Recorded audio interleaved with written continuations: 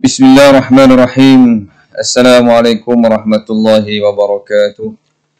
Alhamdulillah rabbil alamin wa bihi nasta'in wassalatu wassalamu ala sayyidina Muhammad wa ala alihi wa sahbihi ajma'in. Qala rabbi shrah li sadri wa yassir li amri wahlul 'uqdatam min lisani yafqahu qawli. Alhamdulillah, syukur kita kepada Allah Subhanahu wa taala. Pada hari ini kita dapat bertemu dan bersama dalam siri podcast Adiwangsa UiTM Cawangan Kelantan siri kedua. Kita membawakan satu tajuk yang begitu mementingkan masa depan negara kita, masa depan kepimpinan muda kita, bagaimana yang untuk mewarisi kepimpinan masa hadapan negara kita satu hari nanti. Itu tajuk podcast kita pada hari ini, iaitu taqwa dan integriti dalam kepimpinan muda pada hari ini.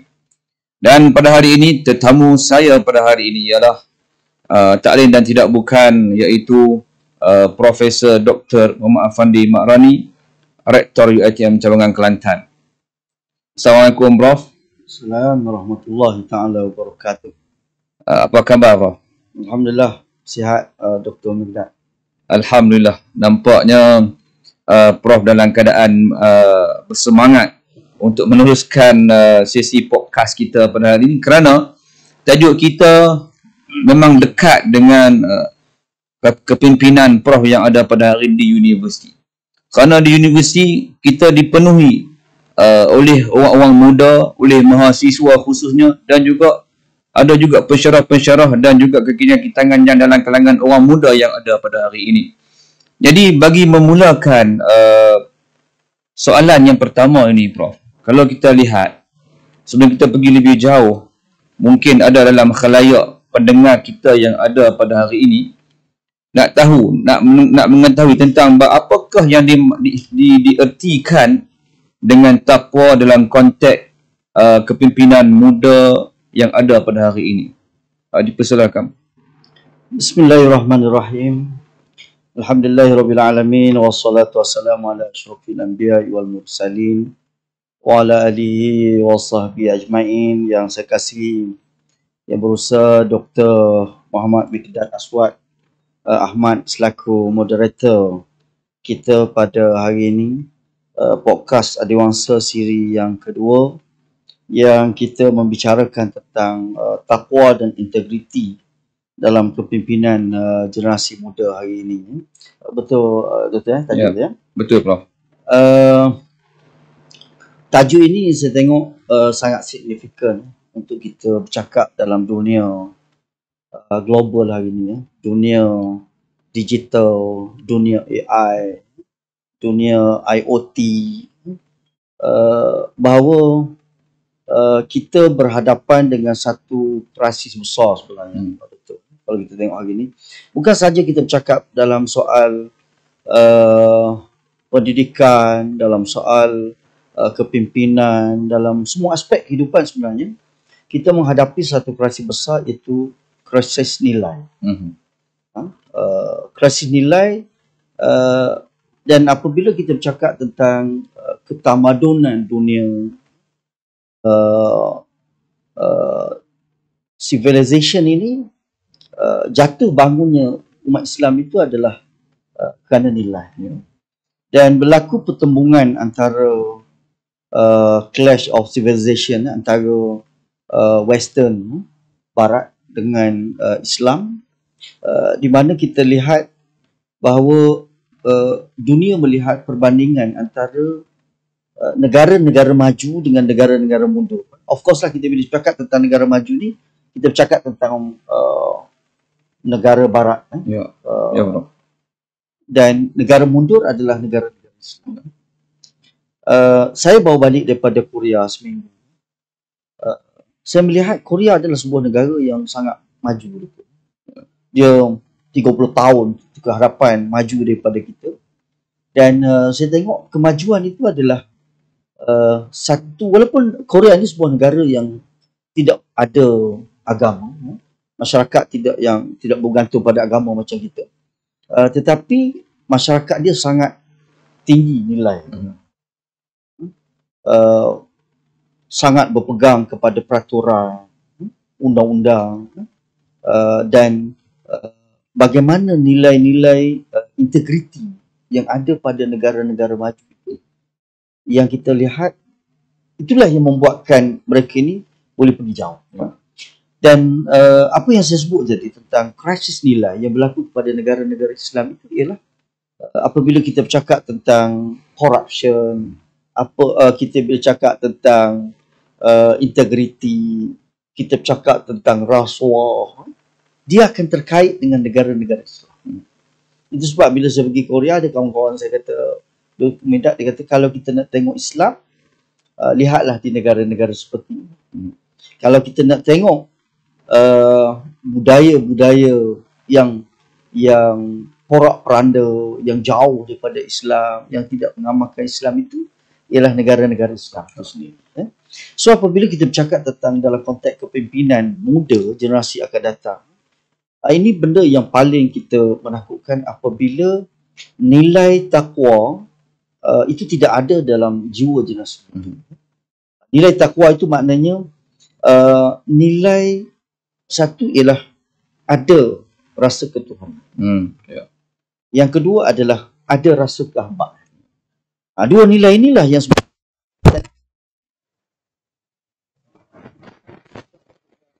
kalau kita ada nilai, kita ada akidah bahawa rosaknya seseorang manusia itu apabila dia mula tidak ada rasa bertuhan. Bila tidak ada rasa bertuhan, dia boleh buat apa saja. Yang Nabi sebut, idza lam tastahi fasna bima syi'ta, kan? Kalau kamu tak rasa ada malu, maka kamu buat apa saja kamu suka. Sebab al-haya'u minal iman, malu itu sebahagian daripada iman. Bila dia tidak ada rasa bertuhan, maka tidak ada lagi konsep amar ma'ruf, nahi munkar. Tidak ada lagi konsep dosa pahala. Tidak ada lagi konsep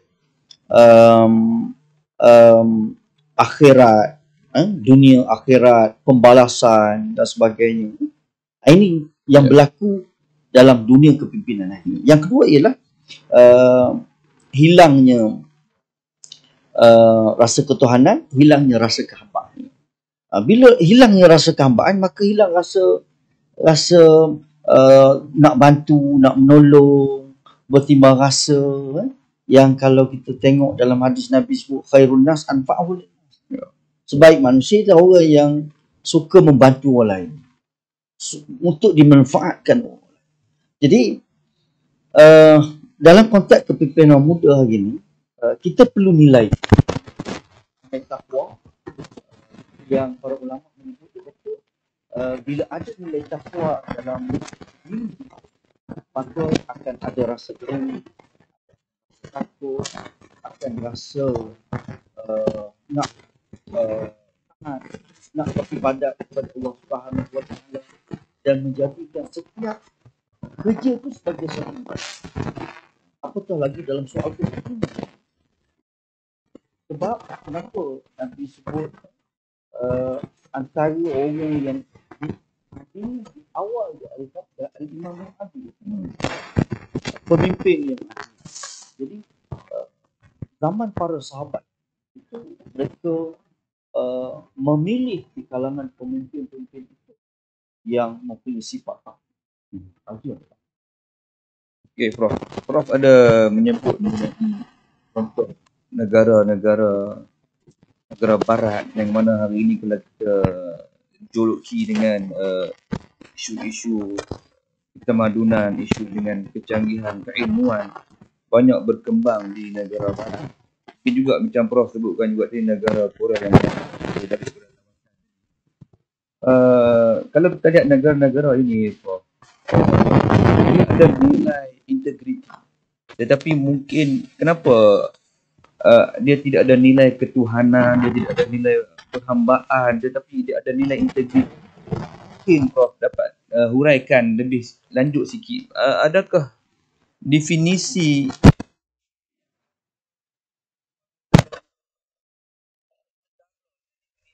negara-negara Islam yang mana kita sudah maklum bahawa negara-negara Islam, kalau kita tengok statistik indeks rasuah dalam dunia ni pun berada dalam ranking yang agak ke bawah ni bandingkan dengan negara-negara Skandinavia dan sebagainya. Bagaimana Prof melihat isu integriti? Adakah dia pemahaman definisi itu berbeza dengan konsep yang ada dengan negara-negara Islam ni, Prof? Okey, benda ni menjadi satu cabaran sebenarnya kepada generasi muda hari ini apabila mereka melihat seolah-olah agama itu tidak boleh memainkan peran. Ya, betul. Kenapa semayang tapi pada masa yang sama dia terlibat dengan rasuah, pakai tudung tapi dia terlibat dengan isu-isu maksiat, mengandung, seksual dan sebagainya. Bukan dia tak semayang, dia semayang kan? Dia jaga agama kan? Dan dalam konteks bernegara, negara-negara Islam itu indeks rasuahnya begitu tinggi. Kalau kita pergi ke Finland, pergi ke Norway, Jerman, negara-negara yang, dan yang pergi kita jauh, pergi ke Singapura dah cukup lagi kita tengok macam mana indeks rasuah itu begitu rendah kan. Ada tetapi ni sebenarnya kalau kita tengok kan, kita percaya bahawa kita nak maju dalam sesebuah negara itu 93% adalah nilai. 93% adalah nilai.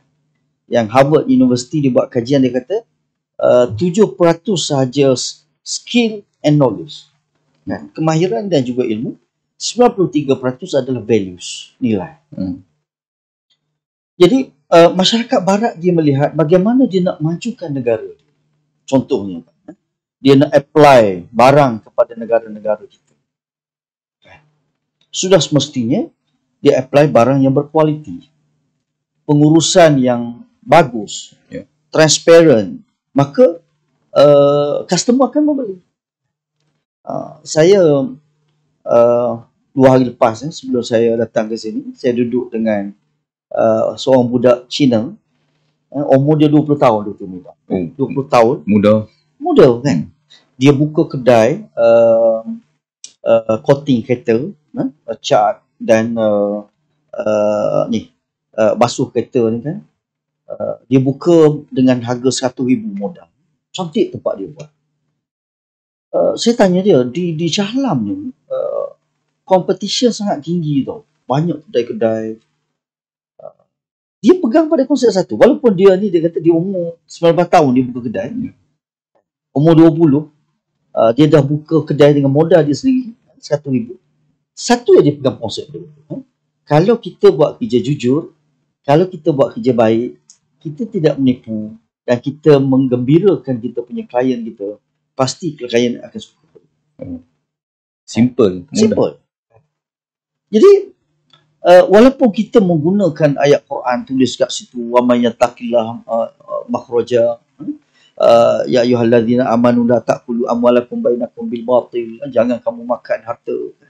Tapi kita tidak nampak perkara tersebut di-apply dalam kehidupan. Contoh, kalau kamu nak berniaga, Nabi kata at-tajirul amin fil jannah. Peniaga yang jujur itu dalam syurga. Jelas Nabi sebutkan. Dan antara orang yang awal dimasukkan ke dalam syurga adalah at-tajirul amin, peniaga-peniaga yang jujur.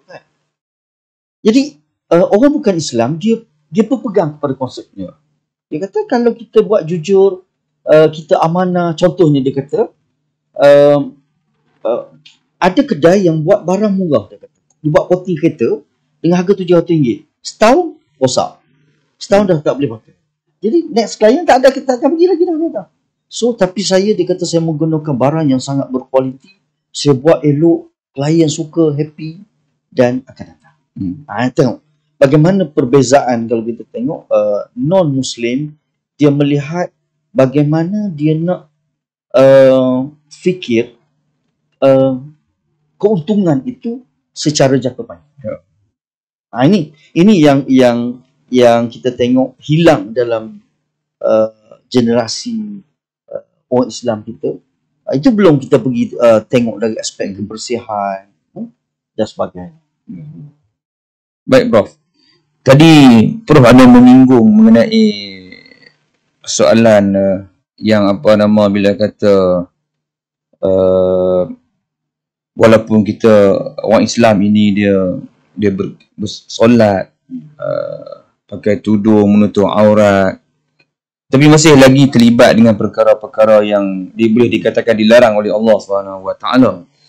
Jadi bagaimana Prof kalau kita nak melihat sepanjang pengalaman Prof dalam universiti ni, yang mana dah lama saya rasa Prof. Jadi bagaimana ataupun pengalaman-pengalaman dan juga cabaran yang Prof berhadapan dengan isu-isu yang berkaitan dengan perkara seperti tadi ni. Berjumpa dengan pelajar, berjumpa dengan kaki tangan yang bermasalah contohnya. Jadi adakah perkara seperti ini boleh menghalang untuk kita menyuntik satu wawasan untuk melahirkan sebuah generasi yang bertakwa, berintegriti. Jadi bagaimana Prof nak berhadapan dengan perkara seperti ini? Okey, Dr. Mikdad, kalau kita tengok tahap pemahaman orang Islam terhadap agama itu dan pengamalan dua benda yang sangat berbeza. Kalau kita tengok, kenapa ayat Quran Allah sebut ya ayyuhallazina amanu wa amilus solihat. Wahai orang-orang yang beriman, ya ayyuhallazina amanu wa amilus solihat. Orang yang beriman, dia beriman kepada Allah dan dia buat kerja-kerja kebaikan.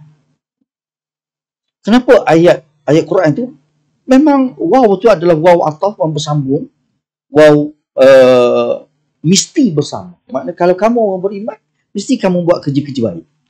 Kenapa Allah tak sebut ya ayyuhallazina amanu, kemudian Allah sambung dengan ayat-ayat yang lain. Mungkin Allah tak perlu sebut ya ayyuhallazina amanu wa amilus solihat. Kalau kamu orang beriman, kamu buat benda yang baik. Tapi kenapa Allah mestikan orang yang beriman itu ialah orang yang melakukan amal baik? Sebab kalau kita tengokkan semayang, orang kita dia melihat semayang itu dalam konteks semayang, Allahu Akbar, takbir, rukuk, sujud. Tapi dari konteks sebenar, solat itu ialah hasil daripada solat itu apa? Kesan. Kesan. Yang kita sekarang ni kita melihat berapa kali awak dah sembahyang Zuhur, awak dah sembahyang Asar, berapa kali Quran habis, berapa kali kita khatamnya kan. Dan kita sangat mementingkan kepada bacaannya. Tetapi kita tidak melihat kepada hasil. Yang ni yang pemahaman kepada orang Islam kita selalu menyebut tentang hablum minallah. Hablum minallah dalam konteks solat. Hablum minannas dalam konteks hasil solat itu. Ini yang kita bayar. Ini satu masalah besar. Yang macam mana kita nak ubah minda kita. Kita nak tahu kita ni baik. Allah terima ibadat kita. Tengok hubungan kita. Maka hubungan manusia itulah yang dia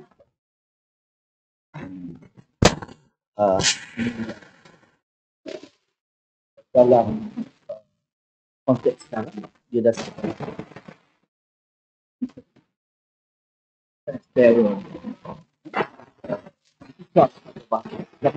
dalam konteks dan siapa nak cakap di mana itu dah aku istilah ini ini yang saya tengok dia jadi gap yang besar antara orang bukan Islam dengan orang Islam ialah sebab kita melihat semayang itu dalam konteks semayang semata-mata, tapi kita tidak melihat semayang itu dalam konteks hubungan dengan manusia. Contoh kalau kita tengok, kenapa Allah mewajibkan kita berzakat?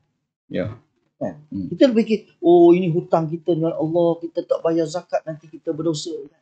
Tapi dalam konteks yang lebih dalam lagi ialah zakat itu mesti harta yang bersih. Nombor satu, tak ada orang berzakat harta yang curi dan sebagainya. Harta yang bersih. Mana harta yang bersih? Harta yang tak ada tipu, harta yang jujur, harta yang amanah. Maka kalau kita berpegang kepada konsep itu, maka kita akan tengok contohnya macam kita kata semayang. Kita nak tegur imam salah dalam semayang. Macam mana cara kita tegur? Penuh dengan adab kan, dengan sopan. Sama juga dengan dalam soal berzakat. Dan kita nak buat apa, kenapa kita mulakan dengan bismillah? Dengan nama Allah yang Maha Pemurah, Maha Penyayang. Maha Pemurah, Maha Penyayang itu nilai. Nilai itu adalah hasil daripada agama yang kita anuti, yang kita berpegang sebab kita nak kepada pahala. Tapi yang Dr. Midak kata tadi, kenapa orang Barat, orang bukan Islam, dia tak ada agama tapi dia ada nilai. Ya, betul bro. Kelihatan yang ada pada hari ni lah. Seolah-olah macam macam tu tak perlu agama, perlu nilai. Itu sebab kadang-kadang berlaku pertemuan kalau kita tengok antara moral dengan akhlak. Itu satu perbincangan yang panjang lah. Maksudnya Prof, kalau kita lihat, kalau berdasarkan ayat yang Prof bacakan tadi, orang yang beriman dan juga beramal soleh ni seharusnya datang dengan fikih yang sama. Dia beriman dan juga dia mestilah orang yang beramal soleh. Bukan dia hanya di bibir saja mengaku sebagai orang beriman tetapi tidak beramal soleh. Begitu juga bila mana konten, bila mana Prof sebut mengenai orang yang solat. Sepatutnya orang yang solat inilah hadis Nabi sebut mencegah daripada kemungkaran. Tapi bila mana kita lihat perkara yang berlaku pada hari ini, kadang-kadang ada orang yang solat ini kurang di aspek integritinya, kurang di aspek accountability-nya, transparent. Kadang-kadang orang yang kita nampak macam watak-watak itu baik, tetapi berlaku sebaliknya kefahaman kita tu Prof kan. Jadi Prof, ini berdasarkan pengalaman Prof yang agak lama, mungkin dah pernah jumpa dengan pelbagai orang dengan Prof tak? Daripada Prof dulu pernah bertugas sebagai pengarah di Institut Wasatiyah dulu pun mungkin pernah berjumpa dengan ribuan orang yang macam-macam. Jadi ini satu advantage ataupun kelebihan Prof yang ada banyak pengalaman dan boleh membantu Prof dalam urus takbir ataupun governance dalam universiti. Jadi Prof, jadi dalam kalau kita lihat statistik juga Prof menunjukkan bahawa macam tadi kita sebut rasuah yang agak, kita buat dah ranking yang agak tak apa nak cantik. Lepas tu dalam kalangan apa orang kita ni pun dari sudut nilai-nilai takwa kepada Allah SWT, nilai integriti juga. Jadi apakah Prof nilai-nilai takwa yang paling kritikal untuk dipupuk dalam kalangan orang muda kita ni? Yang pernah nampak lihat lah, dia kalangan orang muda kita ni apa isu ataupun nilai takwa yang paling perlu kita sentuh supaya dalam hati dia ni rasa nak bertakwa kepada Allah SWT kembali. Okey, kalau kita tengok hari ni kan, yang saya sebut tadi adalah krisis nilai yang berlaku dalam masyarakat kita, terutama di kalangan golongan muda.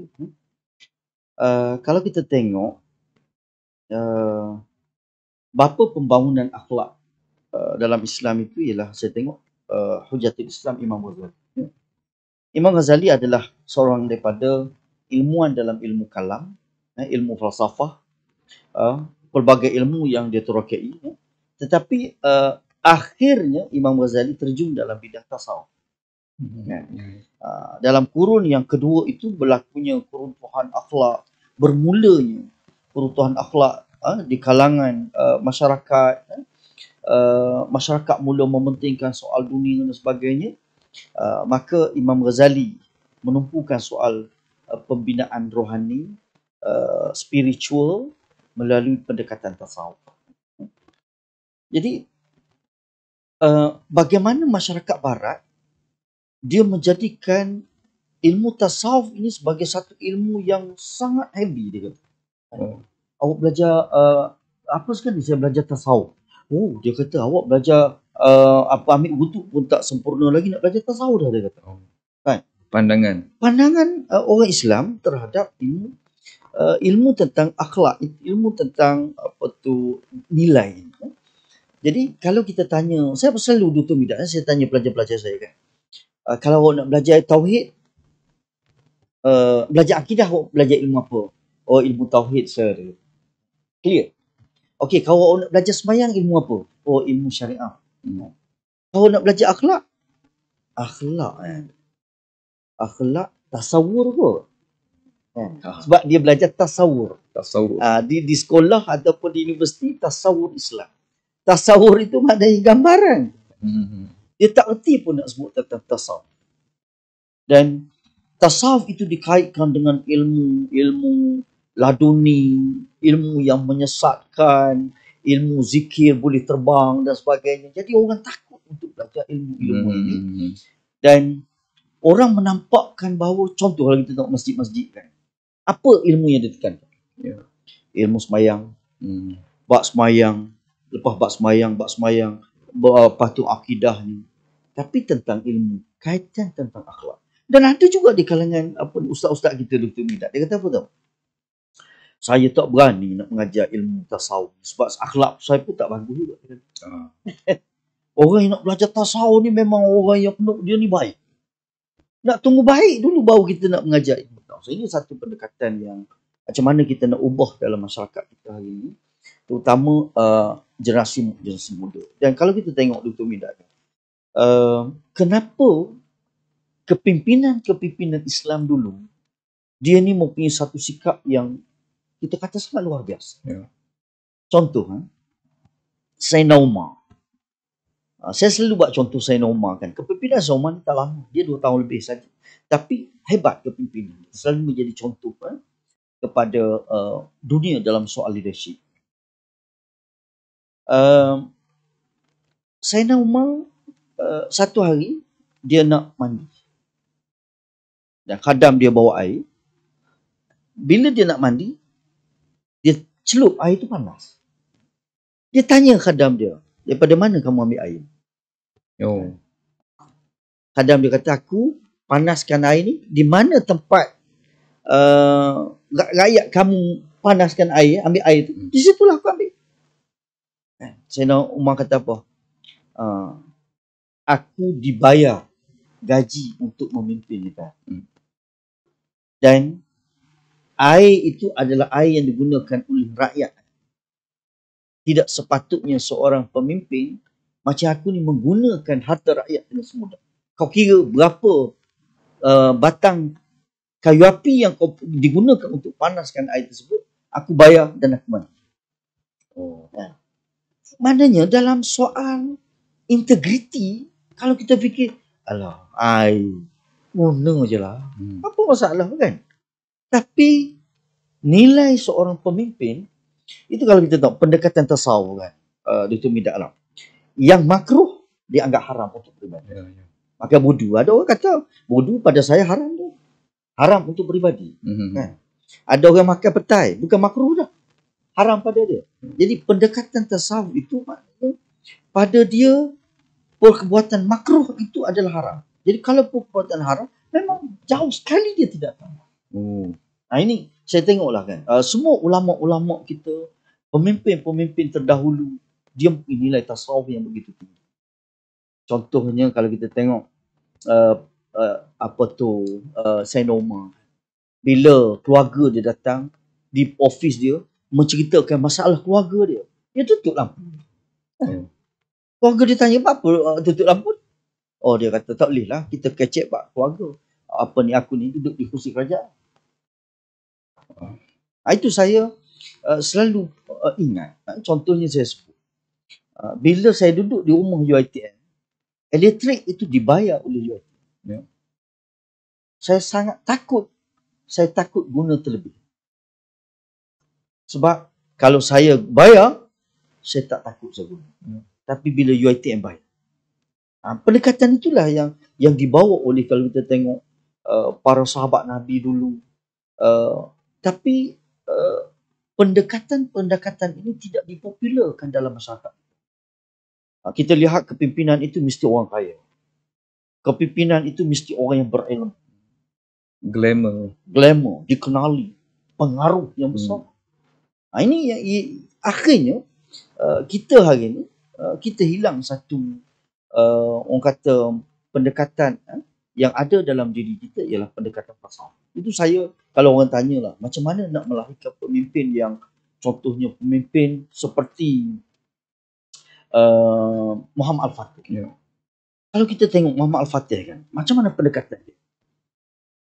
Satu hari dia bawa 150,000 tentera dia tu masuk dalam kebun anggur. Dia masuk dalam kebun anggur sampai satu tempat pengsan dia. Bila dia pengsan, dia bangun daripada pengsan tu, dia kata dia ni ditimpa penyakit dan penyakit itu akan sihat apabila dia makan anggur. Dia tanya 150,000 tentera, ada tak yang kamu mengambil anggur semasa kamu melalui kebun anggur? Aku nak makan, kalau aku makan aku. Kalau kita dah lalu ke kebun anggur, sedap. Terliur lah. Perak boleh poket tau. Ambil sikit-sikit inilah peluang untuk ambil. Tapi 150,000 tentera dia, seorang pun tak ada. Tak ada sebiji dalam poket. Ini integriti tu. Integriti. Ini saya kata hari ini kita nak melahirkan pemimpin yang nilai integritinya tinggi. Dan itulah yang berjayanya kerajaan Islam dulu dihormati oleh umat Islam kerana nilai-nilai integriti yang ada pada. Tu juga bro, kalau kita tengok sejarah-sejarah lama ni tak. Kadang-kadang kita hanya baca tapi bagaimana nak apply benda tu. Dan jadi macam susah nak buat sebenarnya. Betul, bolehkah kita tutup lampu ketika mana kita nak call anak kita kat luar, kena tutup lampu dulu ke. Macam-macam bro tak isu seperti ini berlaku. Dekat main pejabat saya, bro, petani macam mana? Boleh tak kita kerja-kerja ni dah? Lagi mana? Lagi pasal malam ke mana? Sepak tutup lampu. Ya. Mana rektor tutup lampu? Ini tak ada kaitan dengan kerja. Ya. Tetapi tak kata rektor kita tak sihat.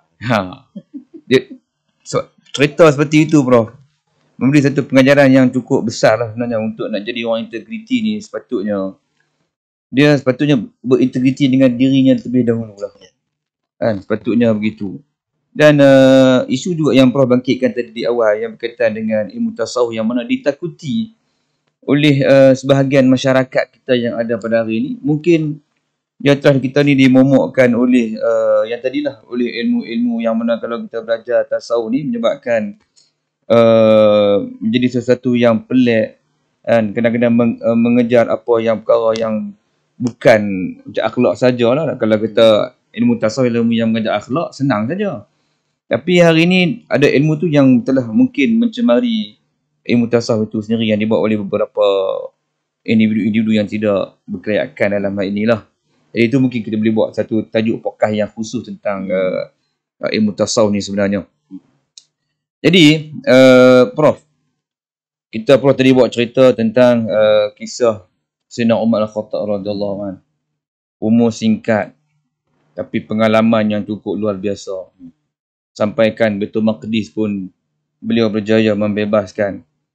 Dan seringkali orang bertanya kenapa hari ini tak dapat dibebaskan. Mungkin kita boleh muhasabah, ada tak pemimpin yang berjiwa rakyat seperti mana Sayyidina Umar Al-Khattab ataupun seperti mana Salahuddin Al-Ayyubi contohnya.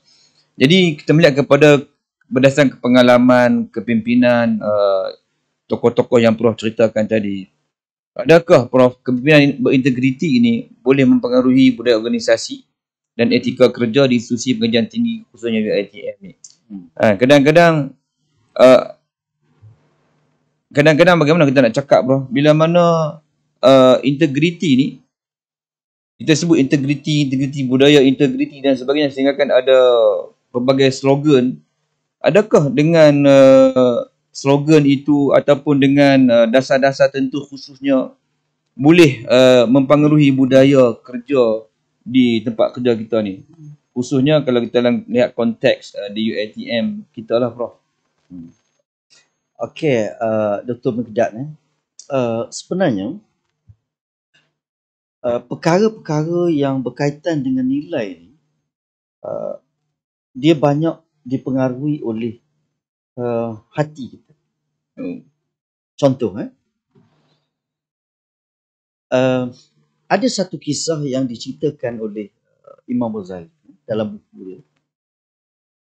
Satu hari, seorang tetamu datang rumah dia. Mari rumah dia. Lalu isteri dia masak ikan. Masak ikan. Bila selepas dia makan ikan tu, tangan bau hanyir kan? Bau hanyir.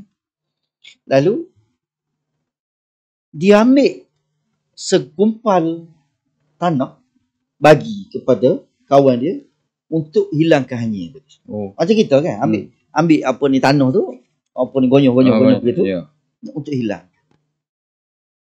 Imam Ghazali cerita, dia kata, ahli ibadat ini menangis 40 tahun.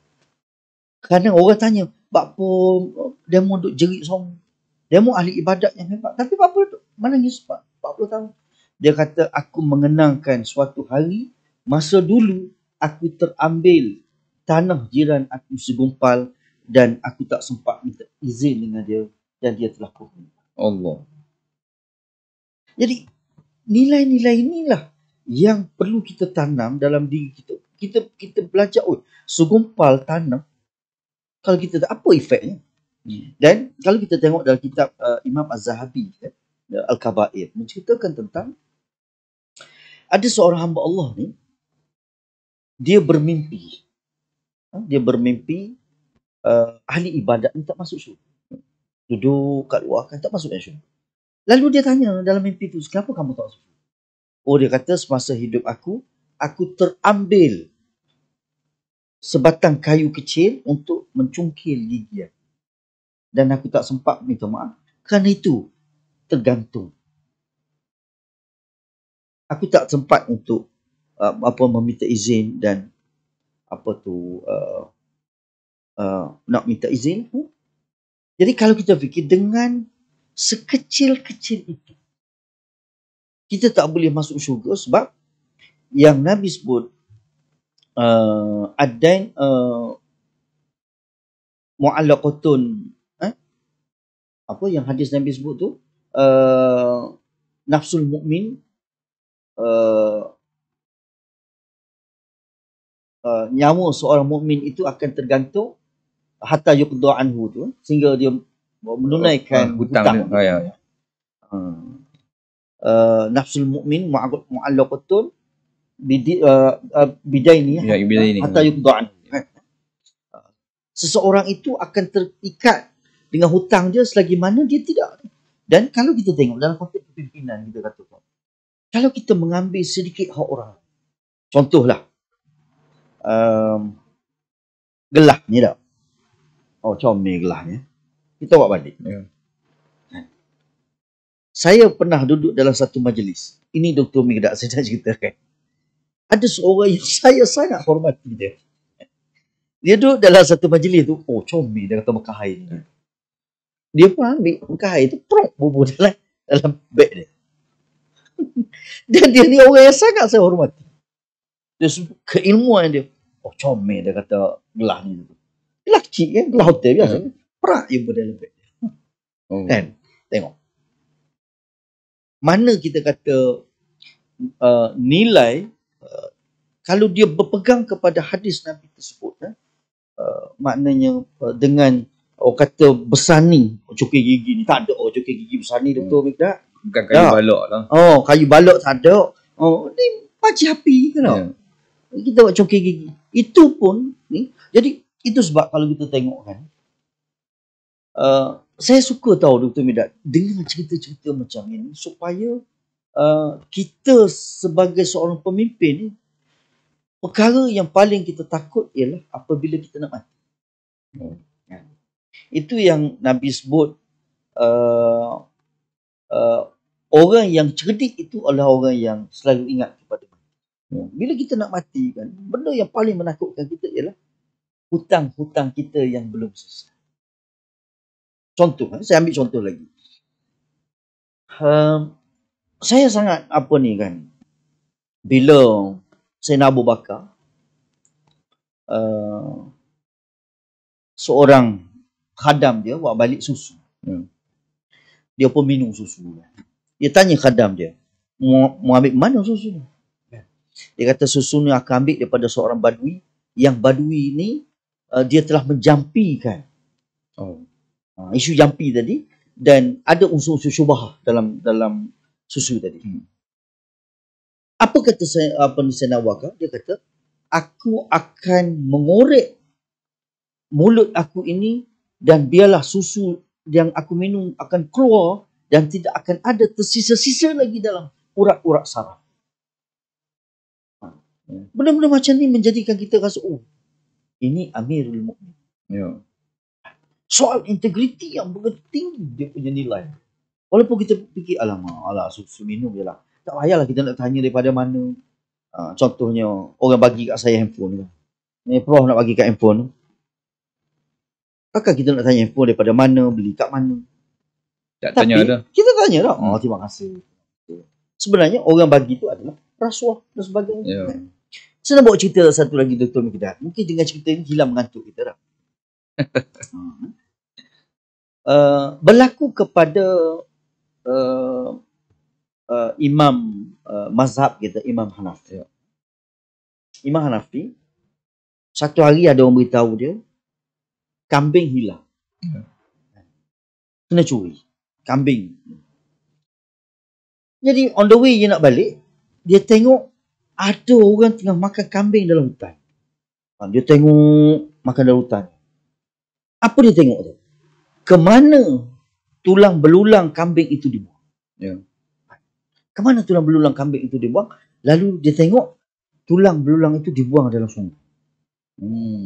Lalu Imam Hanafi tanya kepada nelayan, berapa tahun ikan ini boleh hidup dalam sungai? Nelayan kata 6 tahun. Dia kata apa? Mulai hari ini sehinggalah selepas 6 tahun baru akan makan ikan. Sebab aku tak nak bersyubhah dengan kambing yang dicuri.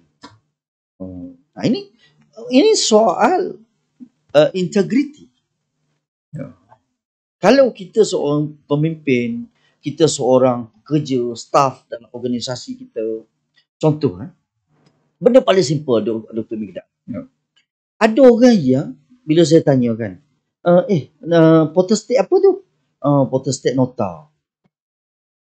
Nota yang kita nak buat PhD. Ada staff yang macam tu kan. Dia diberi allowance untuk sambung belajar. Gaji berjalan. Satu rim tu berapa? Berapa ringgit? RM10. Saya rasa RM10 je kalau kita pergi MITIM. Tapi kita ambil yang UiTM punya, kita guna untuk kepentingan peribadi kita. Bila kita tegur, takkanlah benda macam ni pun nak kira, kertas je pun. Tengok. Contoh, kita marah kepada anak kita. Kita tak sedar kadang-kadang, kita buat balik barang-barang office. Kadang-kadang kita pensel, kadang-kadang kita guna pemadam. Kita bagi kepada anak-anak kita. Dan kita marah kepada anak-anak kita, ambil kawan punya. Ni siapa punya ni? Ni kawan punya. Bagi balik. Ni ambil yang mak punya ni. Mak ambil office tadi. Benda-benda tu menjadi satu kebiasaan. Kadang-kadang saya tengok sampul surat. Biasa orang guna buat balik untuk di peribadi. Walaupun benda tu basic, benda tu kecil, tapi bukan hak kita. Ini ukuran integriti itu ialah kita bermula dengan benda kecil. Contohnya, air. Saya ambil air. Boleh? Dr. Mikdad. Saya boleh kot, Prof. Kenapa boleh? Sebab air saya tu saya bagi kat Prof. Kalau Dr. Mikdad bagi. Cik selamba dia ambil. Dah tahu kita punya dah habis. Tahu je minum. Kalau Dr. Mikdad tak tak halalkan, maka sampai kiamat tidak. Itu kata Imam Ghazali, dia kata kesalahan dengan individu tidak akan diampunkan sampai kiamat. Berat tau. Contohnya, kita sebagai seorang pemimpin, kita tidak memberikan hak kepada student, staff. Tidak menunaikan tanggungjawab dengan sebaik. Dan dia akan tutup di akhirat. Dan kita akan menjadi orang-orang yang rugi, bro. Bankrupt. Golongan bankrupt. Tadi Prof menyebut tentang Sayyidina Abu Bakar, Sayyidina Umar ni. Mereka sahabat besar, Prof. Macam mana Sayyidina Abu Bakar itu pun boleh terdedah dengan perkara yang seperti itu. Yang minum susu, kemudian dia baru bertanya. Dan dengan cara dia mengorek semula, mengeluarkan muntah balik susu dengan cara tu dia bertaubat dengan segera setelah menyadari kesalahan. Jadi itu bagaimana pula dengan diri kita ni, yang mana kita insan biasa. Kalau kita nak bandingkan dengan Sayyidina Abu Bakar, Sayyidina Umar, ini memang jauh lah. Apatah lagi cerita yang tadi ni hanya ambil, ini perkara biasa lah. Pernah kita ambil ranting kayu ni, korek gigi ni kalau duduk di kampung-kampung kan. Perkara yang mana kalau kita baca nilai moral daripada cerita-cerita yang diceritakan oleh para ulama ni, dengan bahawa integriti ni satu perkara yang bagi kita kata untuk melahirkan masyarakat yang bertamadun. Kalau tak ada integriti ni, orang ada ni kata susah sembang lah nak bertamadun ni sebenarnya. Kan? Tapi Prof, kita pun dah ada lagi masa sebenarnya. Ada beberapa soalan lagi kita nak tanya kepada Prof sebenarnya. Prof boleh lagi, Prof? Boleh. Alhamdulillah. Dan kita mengharap juga para sidang pendengar juga dapat mendengar dan jangan lupa menulis apa konten-konten intipati-intipati yang dilontarkan oleh Prof dalam perbincangan yang cukup penuh dengan bermakna ini.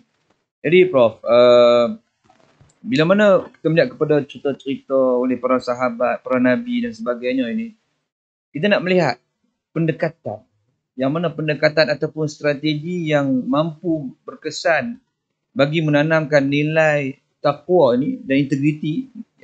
Saya rasa takwa dan integriti merupakan satu package yang dia datang sekali. Dia tak boleh kata saya tidak bertakwa tapi saya berintegriti. Kita tak nak berlaku seperti mana amalan-amalan di negara-negara yang tidak beragama itu. Patutnya kita ni bila mana kita beragama, kita bertakwa, dan nilai integriti itu harus datang bersama. Dia merupakan satu package yang harus dibawa bersekali. Jadi dalam hal ini Prof, bagaimana kita nak melihat bagaimana pendekatan strategi yang amat berkesan, yang mapan, yang ampuh bagi menanam nilai takwa integriti itu dalam diri staf dan juga pelajar.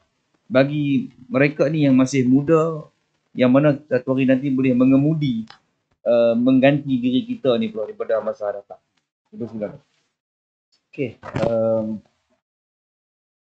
Sebenarnya kalau kita bercakap tentang nilai integriti itu, sebenarnya integriti itu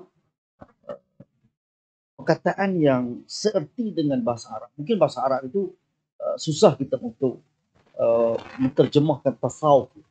Tasawuf dengan integriti itu mungkin tak sampai ke bahasa Inggeris untuk diterjemahkan bahasa Arab. Saya lihat pendekatan itu dia bermula dengan di rumah. Contoh, kita dengar cerita daripada masyarakat orang Jepun. Orang Jepun dia suka buat baju kepada anak-anak dia berwarna, dan dia beritahu sampai di sekolah kongsi dengan kau. Dalam masyarakat kita, dalam memberi budaya infak. Kalau kita jarang lah sebenarnya untuk didik anak-anak kita. Contoh lah, ayah bagi RM1, 50 sen belanja. Pernah buat kan? Cuba kat saya. Saya sendiri pun jangan buat gitu. Ambil RM3, abah nak RM4. Oh, bagi RM4. Kita tak sebut pada kita, okey Pak ini kita kawan-kawan. Sebab itu kalau kita tengok, saya pergi Singapura, turun-turun anak saya, miskin jatuh dalam innalillah lah. Yang kali jaga dia elok. Nada pun lain lah. Kita pun dah marah. Abang iPhone ni mahal beli pada muka. Saya pun pergi jumpa dengan apa ni, Cik, saya punya telefon anak saya apa jatuh dalam bas. Jangan bimbang kata, ini siapa. Dia akan jumpa. Confident. Akan jumpa. So, saya pergi dekat apa ni bus stop, dia pun tunjuk. Di zipper. Macam mana dia boleh bagi kita confident bahawa handphone itu takkan. Sama juga sepupu saya. Dia belajar di Jepun. Dia kata kalau barang kita hilang, kita tertinggal dalam kelas, pasti tidak akan siapa yang. Itu nilai. Sebab dia diajar daripada kecil nanti nilai memberi. Nilai memberi. Sebenarnya kita dah ada nilai itu. Nilai impak kan. Itu sebab kenapa orang yang memberi ini lantanal birhatan mimma tuhib, tidak akan tercapai lantanal birra, pasti tidak tercapai kebaikan hatta tuhib mimma tuhib.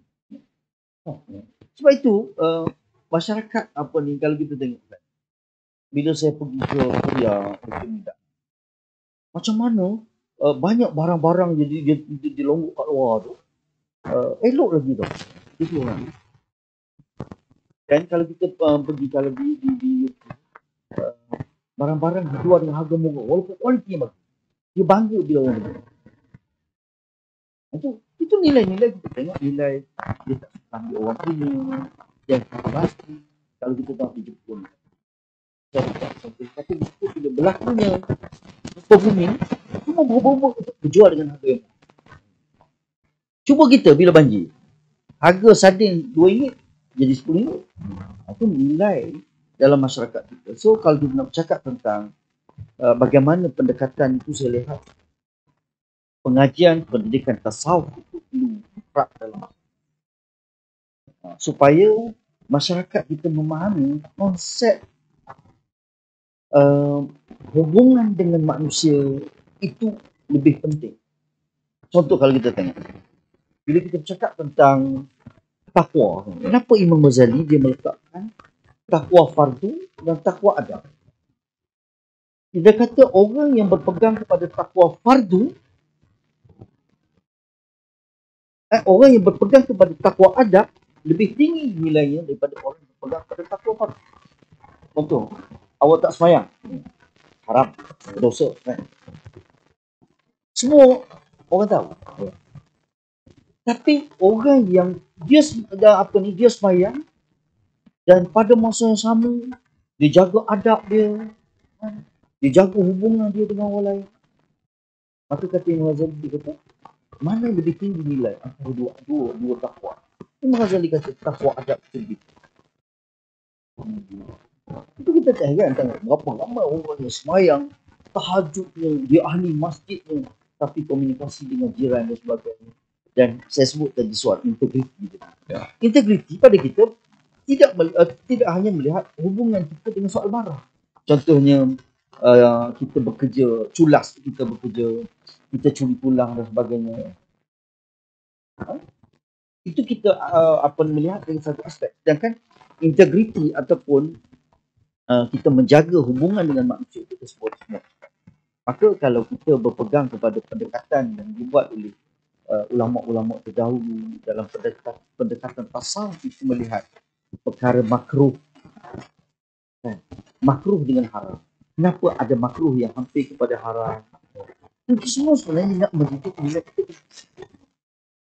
nilai integriti. Dan kita kena yakin bahawa apabila kita memberi kebaikan kepada orang lain, kenapa kalau kita tengok sembahyang, dia akan jadi one out. Buat, habis. Infak, berterusan sampai. Ya. Sebab nilai nak melahirkan hubungan kita dengan orang. Maka saya yakin siapa-siapa yang menjadi pemimpin, dia mengorbankan segala jiwa raga, harta dia untuk orang lain, maka dia dijanjikan syurga. Sebab ada juga hadis kan Prof menyebut tentang pemimpin yang adil dan pada masa akan dapat naungan daripada Allah. Jadi kita maksudnya tak rugilah kita menjadi seorang pemimpin yang adil ni kan, korang tak? Sebab dah dijanjikan oleh Allah SWT sebenarnya. Jadi Prof, kita pun masa pun tak banyak dah Prof. Kita nak minta Prof satu nasihat. Nasihat umpamanya macam Prof sebagai seorang bapa, sebagai seorang anak bapa, kau tak nak kata uat tu tua sangat kan. Jadi kita tu bapa lah. Jadi sebagai seorang bapa untuk nasihati anak-anak muda yang ada pada hari ini, mahasiswa, supaya mereka ini bila mana keluar daripada UiTM seharusnya menjadi seorang pemimpin yang bertakwa dan berintegriti dalam menjalankan amanah yang telah diberikan kepada mereka. Okey, saya selalu mendoakan anak-anak pelajar saya yang lahir daripada UiTM ini adalah mereka yang orang yang memahami konsep khalifah. Ini jahilun fil ardi. Aku jadikan kamu ini untuk menjadi khalifah. Saya selalu sebut bahawa khalifah itu adalah orang kepercayaan, ada orang yang dididik. Jadi kalau kita ada nilai nombor satu ialah nilai amanah. Inna aradna al-amanah ala samawati abaina ayahilha wa amalah. Yang sanggup memikul amanah itu. Jadi amanah itu bermula daripada diri kita sendiri. Itu tidak sesuatu. Kemudian dengan keluarga kita. Amanah kita dengan kawan-kawan. Amanah kita dengan mak bapak kita. Amanah kita dengan jiran kita. Amanah kita dengan rakyat kaum kita. Dengan society kita. Akhirnya bila kita menjadi pemimpin, leaders, kita akan menjadi orang yang amanah. Jadi kalau kita tidak amanah dengan diri kita, contohnya kita, kalaulah Allah tak tunjukkan keaiban, Allah buka keaiban kita hari ini. Sebab itu semua orang ada dosa, tapi Allah menutup dosa itu. Kalau Allah buka, semua akan nampak keaiban. Maka sama juga dengan nilai yang ada dalam diri kita. Jangan kita tepuk. Amanah dengan diri kita, amanah dengan keluarga kita, akhirnya kita boleh memimpin dunia. Ini yang berlaku kepada para sahabat kami. Sangat tinggi nilai integriti dia. Jadi dia menjadi orang yang amanah, barulah dia boleh menjadi orang yang mahu memimpin. Baik Prof, bila mana kita lihat rupa-rupanya untuk nak memimpin dunia ni sebenarnya bukan hanya dengan kepandaian, bukan dengan ilmu sahaja, tetapi harus ada dalam diri kita itu adalah takwa dan integriti sebagaimana yang ada dalam kalangan para sahabat yang terdahulu. Jadi tuan-tuan dan sidang pendengar sekalian, alhamdulillah kita dah sampai di penghujung rancangan kita, penghujung podcast kita segi yang kedua ini. Saya bagi pihak majlis, pihak program ingin mengucapkan ribuan terima kasih kepada yang berbahagia Profesor Dr. Muhammad Afandi Makrani, Rektor UiTM Cawangan Kelantan yang sudi bersama dengan kita bagi berkongsi pengalaman yang mana dapat membentuk jiwa dan jati diri kita supaya lebih berintegriti insya-Allah. Dan saya juga ingin berterima kasih kepada barisan AJK, barisan teknikal dan juga sidang pendengar yang dirahmati oleh Allah SWT. Saya mendoakan kepada tuan-tuan muslim-muslimat dan pendengar supaya kita semua ini dirahmati oleh Allah SWT hendaknya. Jadi dengan itu saya akhiri podcast kita pada hari ini. dengan lafaz Assalamualaikum warahmatullahi wabarakatuh. Waalaikumsalam warahmatullahi wabarakatuh.